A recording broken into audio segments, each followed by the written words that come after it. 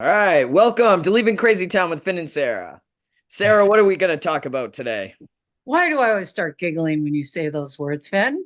Hello to everybody. We have a very special guest today, Oh, thank you. and he's been a friend of mine. Well, at first, he was a friend of my son's, but I've known him since he was a young boy, and he's just a wonderful, magical, brilliant, kind. Oh, just has a Could lot. you lay it on a little thicker? I know. No, I thank you. just love him, and I've always loved him. He's just a very special person. And James, welcome to the show, my friend.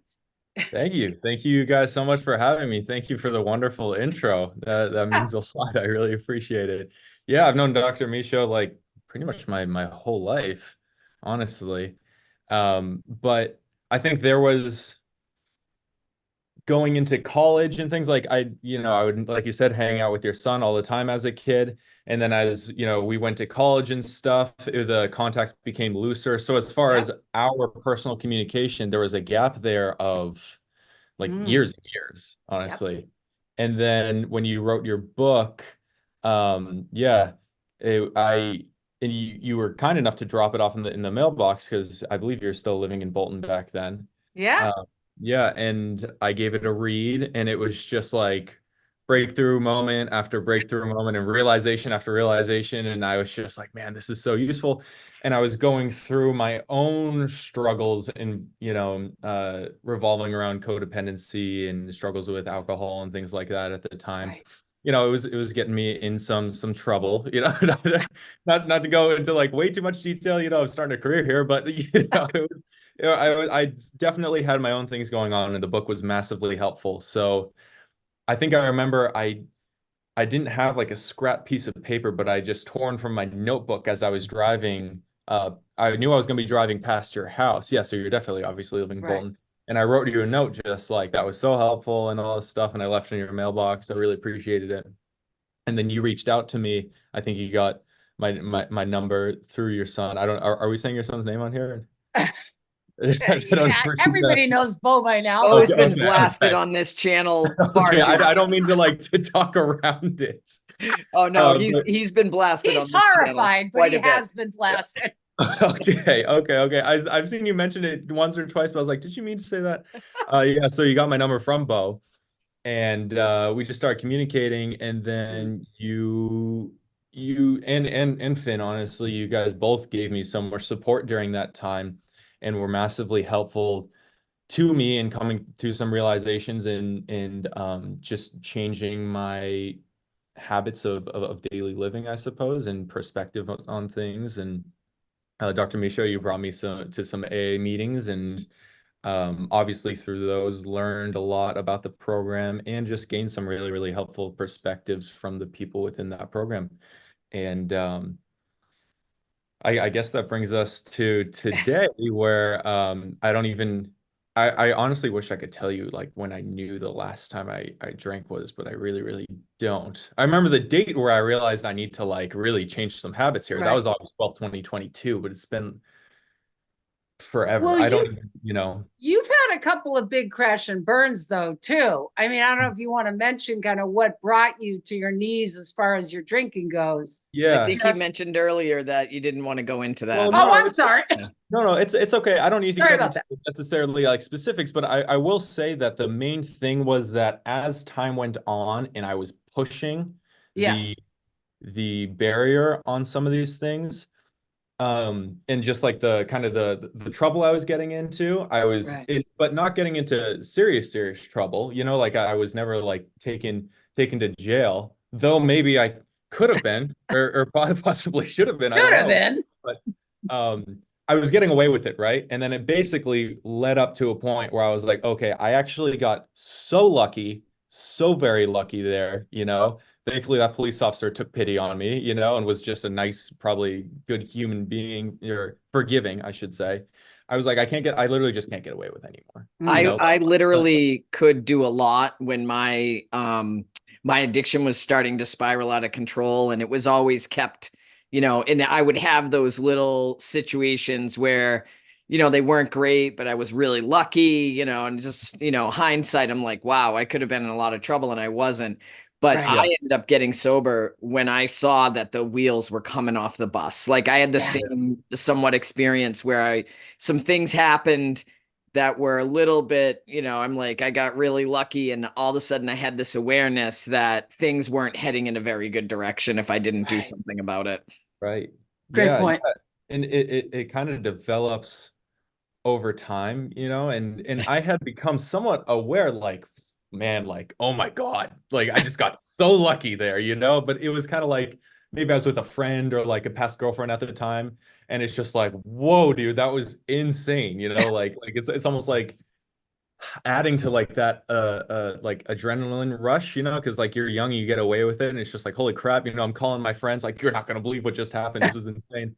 But that's all good and fun until it isn't, and then it wasn't, Until and it I was isn't. like, okay, Yeah. now it's really, really not fun, and like Right. so I got to change some of my habits surrounding this right now, or else I think I think a lot of people have a vision of who they would like to be, Mm. like who's the person that I want to be, what do I value? And it was just clear as day that that was not going to be realistic for me Right. to become or achieve if I kept with this. I'm Right. going the other way rather than someone who has that someone who has those relationships around them and that strong moral code that was going to be disintegrated if I kept, Mm. going Right. path. So I was just like, I need to really, really change some things here. And Well, and let me just say, I mean, that is the thing with addiction, though. It's like we see ourselves in this way and who we want to be, but mhm, what our behaviors are and the progression of the illness just keeps getting worse and worse and worse. And so the disconnect and the divide becomes greater and greater and greater. mhm, So I mean, that is part of addiction. And I think it's great that eventually when you say, oh my God, I don't want to keep doing this behavior over and over again, even if when you're trying to stop, you can't. It's like, yeah, the light bulb goes off. You have that moment. So right. thank God. And also part of it, I know that I experienced this, and from what I've heard with other people, whether that's at AA meetings or just people who I've talked to about this topic, is sometimes you are avoiding associating the substance with the issue at hand. I can remember Right. this one time I I was like super long story short, there's this girl that I knew and I was kind of like seeing her and feelings developed and whatever. And then one night I got way too drunk and then wake up the next day and she's like super angry at me. And I basically just said some things about she was having issues with her friends at the moment. So, my drunk self at the time must have felt justified to say some things about her friends. Yeah. But no, she was like, "Hey, that wasn't cool of you to say, even if I'm saying them, they're not like the people that totally valid response." And I remember telling my therapist at the time about it, like, it's so ridiculous that she's angry at me for this. Like, I know she would say all the same things. And he was like, "James, can I ask you, were you drinking at this time?" And I was like, "Well, yeah." I was like, "Yeah," and he was like, maybe the alcohol is part of this too. He's like, and then he's like, "Would you have said these things sober?" And I was like, "No, I probably would have had the filter enough to not." So he's like, "James, maybe that's part of it. Like, consider this, and that had never even entered my head as part of the issue. You know what I'm saying? Of course. I heard someone talk once Of about course. being at a Love family it. function where they served lobster and they got so drunk, they were blackout drunk, and then they woke up and they were sick and they had never had lobster again. Yeah. Yeah, They, yeah, yeah. I like think 30 if years I'm, until they got sober, they just never touched lobster again because clearly the lobster had an effect on them. yeah, It can't be the booze. We don't want yeah, it to be the booze. I know, Oh right? my God. Well, it can't Denial. be what's making me feel okay, come on. Right. Yeah. Exactly. We think it's the thing saving us rather than the thing killing us. It's such a good point. Yeah, Yeah. yeah. Not to even say that I was giving it any kind of connotation. I just wasn't even associating with the issue Yeah, at all. just I, was, I Yeah. wasn't was I wasn't even thinking like the booze was working in any which way during that right. scenario. It just didn't even Right. enter my head, you Right. know. So that Right. was. I remember he said that. I was like on the phone with him, and I'm just like, like what are you talking about? And then I think about it more, and I was just like, man, like Yeah, like he's there. And that was 2 years before I came to that moment where I was like, I need to change my habits. Just for context, that Yeah. was 2020, you know? Yeah. So it's like Yeah. that was the beginning-ish of seeing these events take place, Yeah. right? Yeah. Yeah. It's hard. I mean, it's hard to think of giving up something that we think for so long is bringing us some kind of great feeling. I mean, it's hard to break through that and see, like we talk about on the channel and in the book, like looking at the facts. Oh, what's that saying? I may not get into trouble every time I drink, but every time I'm in trouble, I've been drunk or something like that. You Yeah, know what I yeah, yeah, mean? Like, yeah, sure. it's like Mhm. it is the common denominator. Yeah. Yeah. So looking at the booze stuff, and then what about the relationship stuff? So you started talking about that. How did you start to see, geez, am I compromising myself or people pleasing or controlling or whatever your stuff was around codependency? How did codependency manifest in your relationships? Yeah, I think I picked up on something that you said, and I think I can directly connect it with this. You Okay. said we think for so long that the substance is bringing us a great feeling. And I would say that in a lot of cases, it quite literally is. And my thought on that was, for example, when I get to college and, I'm going to like a party school in Massachusetts, which I didn't go to for the parties. It's a but I went there because it was a good business program. Also happened to Right. be a party school. So I'm in that environment. And my freshman year of college, I made a lot of friends by just like being that guy, like Yeah. that guy at the party who's like pushing it, and everyone is trying to either catch up with or is just like observing, like where's this dude gonna go? And it quite literally did bring me some good feelings. I made a lot of friends. Right. And and where I'm going to connect it to what you said about codependency then is now I am relying on something, and a lot of my relationships are built off of substance abuse. Right. I know for me personally, when I first really was trying to change some of my habits surrounding drinking in my own life before, I really was talking to you guys, I just really was trying to make a change on my own because I was able to recognize it, thankfully. I was amazed at some of the friends when we're going to parties and I'm like, no, man, I'm not drinking tonight. And it was brutal. I mean, there are people that still, and I feel bad, still to this day will text me and I just don't respond because during that time period, I really, really became aware of that some of my relationships are based upon me just being like that crazy guy who's going to drink a ton Yeah. at a party. And it was brutal during that time period trying to not drink. I Yeah. can quite literally remember we were going to my friend's um we were going to my friend's uncle's place, right? And this guy was known for just like throwing crazy parties at his house. It was like a revolving door. We'd be in and out. And my friend's bringing this 30 rack in, and I told him I'm not drinking tonight, and I had to drive home. So that was like, dude, I gotta drive. Keep in mind, this is a friend who's come this close to getting a DUI. So I thought that he'd be understanding. And we're walking in, and he's like, dude, you sure you're not drinking? Really? And I was like, no, man, I'm Mm. good. Like I just don't want to. And he had a 30 rack and he pulls a beer out and he's like, come on, just come on, man, just take it. And I was like, dude, no, really, I'm good. And he's like, just a sip.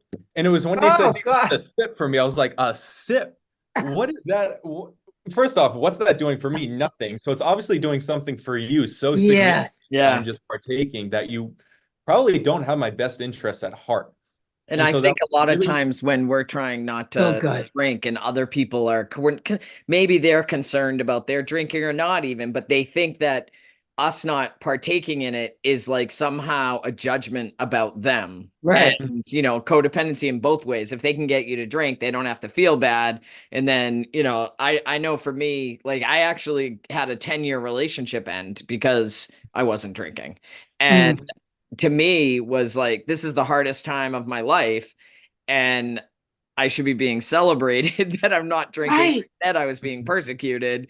And I was like, all right, whatever. And I just left. But it is amazing how you can really tell like who wants what's best for you, yeah, Yes. who wants what they need. yeah, Yes. yeah. Yeah. it's like my dad says this all the time. He always says misery loves company, Right. and it's like Right. it can be true if people are going to feel judged. And just to be clear on that too, if I'm somewhere and people that I know are drinking, obviously if it gets out of hand and their safety and wellness is going to be put at risk, then yes, I'm going to try to do something about that just so that they don't, end up injured or something. But if people are drinking around me, I'm not judging them for drinking, unless if it's obviously putting their safety at risk, right? But Right. if I'm out in public and people are drinking a beer or something, I'm Right. not judging them for that action. I might judge my reaction to being around that, and I know how Yeah. I want to handle myself, but I don't, so But I it's kind of believe that a lot of people feel, even though we're not, that they think you are, like that's why they're trying to they want, misery loves company. Let's get this person drinking, right. because I don't know, like I'm very neutral about other people drinking, even people they say they were alcoholic and got sober and drink again. Like that's their business. It's not mine. Therapist. you know? Right. Yeah. Right. Yeah, exactly. Right. And that's maybe where Dr. Misha, you can speak on this, where codependency forms, and maybe you've even felt this in your own life, where you start to feel the need to intervene on that, maybe with a significant other, and Yeah. try to control that with Yeah, I maybe. mean, I think it's hard, just like the idea what you're talking about in general and with your friend. I think it's hard when people around us are sober and we're not. And, it's going to bring up our own stuff. If someone else is getting their life together and I'm still going down the tubes, or I want my buddy to keep drinking with me, it's Mhm. going to make me feel uncomfortable. Mm. And, so I mean, yeah, or like you're talking about the other way around where, um, people around me are drinking or I'm wanting to heal and be sober. And, I mean, the thing with people that are drinking, I said this the other day, I can't remember where I was, but I said the problem with being around people that drink is it gets really boring after like 2 hours. Because, I mean, Mhm. after 2 hours, it's like they're not making sense. We have Yeah. nothing in common and there's nothing to connect around. So I don't have that much interest these days to be around people that are drinking. But yeah, I can't judge. It's none of my business really what anybody else is doing. And that's really what we're talking about here. The healing from codependency is about focusing on what we need, what we want, what makes us feel good, what kind of people do we want around us. I Well, and don't I want to get, also don't you go ahead. think too, there's a big difference between the activity being drinking and Oh, an yeah. activity where Of people also are course. drinking, like Of course. there's two different things. I mean, Of course. Of James course. is younger, but at our age, I don't know about you, Sarah, but I mean, I'd have to go back to my crazy family for it to be like a Yes. drinking activity. Most of the Yes. people I know at my age aren't like going to a party like we did when we were in our 20s. Right. Heard it on Leaving Crazy Town with James. Be your You best heard it friend. here. Fasten your Be seatbelts. brave.